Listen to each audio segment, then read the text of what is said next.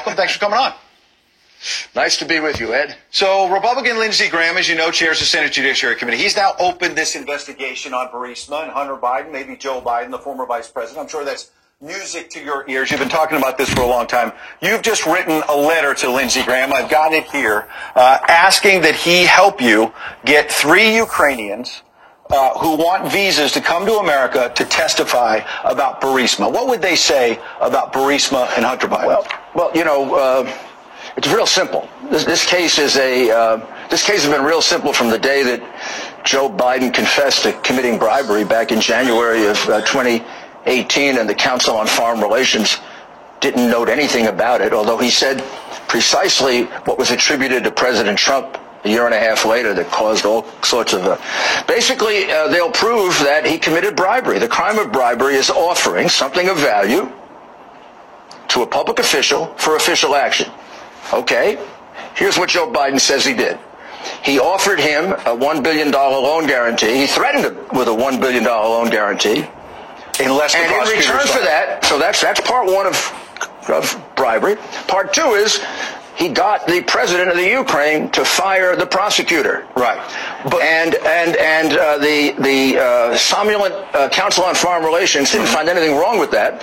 Although a year and a half later, when the false charge was put out that the president of the United States threatened Zelensky with not getting money in order to investigate Biden, within a minute there were headlines in the New York Times, the Washington Post, calls for impeachment. It's the same thing, Ed. Okay, on that point, Mr. Mayor. Except for the double standard that we have. That's corrupting us. Okay, so pardon me. The former vice president has insisted it wasn't bribery, that the prosecutor he wanted fired was not investigating corruption enough. That's his case. And when presented with the idea that Lindsey Graham is now investigating all this, here's what the former vice president told CNN. I'll let you react. He's got a real tough road for re-election. Trump is now essentially holding power over him that even the Ukrainians wouldn't yield to. Lindsey is about to go down in a way that I think he's going to regret his whole life. Your reaction? Sounds like a poor imitation of The Godfather. I mean, this is the guy who sent out a decree that they should keep me off television. He every other week he wants to get into a fist fight with the president. When he's asked about all of these conflicts and all this money made by his family selling his office, he says, I don't know my family's business. He says it so often, he's starting to sound like Kate Corleone in The Godfather. I mean, the reality is you have to be a fool to think he didn't know that his son was under investigation. Okay, so he says there's also, if Joe Biden, I don't care what he said, he's lying. Okay. He's been lying all his life. The guy's been a corrupt politician since the brother got phony loans when he was in the Senate.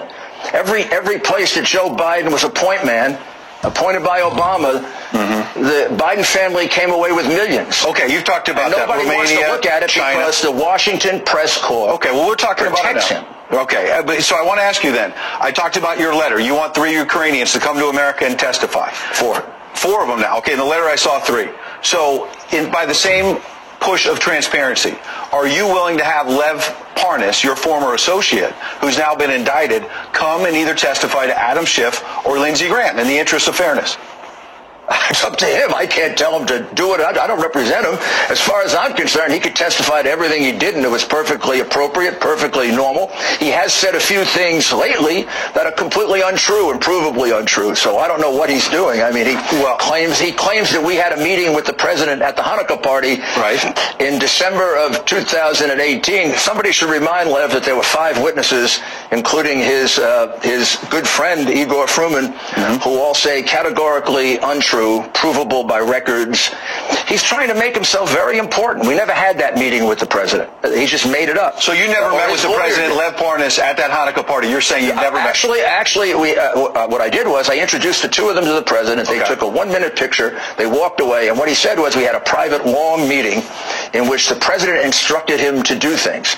False, untrue, provable by the testimony of 5 witnesses. Okay, Mr. Mayor, so, overnight. So if he wants to do that, he could make himself into another Michael Cohen. I don't know what's going on. His lawyer makes these comments that are not only untrue, they're provably untrue with the testimony of witnesses and documents. He's getting very poor counsel. I feel sorry for him. You feel sorry for Lev Parnas. Now, overnight, CNN reported a news story about Lev Parnas. I want to quickly ask this, and we'll move on to other subjects. Sure. Which is that Parnas is claiming that an ex-Ukrainian official met with Devin Nunes, the Republican who's the top Republican on the Intel Committee, you know well, met with this former Ukrainian prosecutor general, Viktor Shokin, in Vienna, and that this happened last December. Do you know anything about that meeting? Devin Nunes is denying it. Did Devin Nunes meet with him? Poor Lev. I don't know what he's doing to himself. I think, once again, that's going to be shown to be provably untrue. I do not believe that Devin Nunes met with Shokin. This is the first I would have heard of that. I think I would have heard of it if it happened. It was before he was actually doing anything for me. That wasn't really until late December, early January. I don't know why he wants to do this. He didn't do anything wrong. I used him to find people in Ukraine because I couldn't trust anyone else. The FBI was closed off to me because the witnesses didn't trust the FBI. They had brought their case to the Justice Department and had been turned away and were worried about the Justice Department. If I went with some other people, it would have been leaked. So they helped me find people, and as I've said, they did a good job. Okay, so but they weren't investigators, and they weren't James Bond, right? And they didn't have personal communications with the president.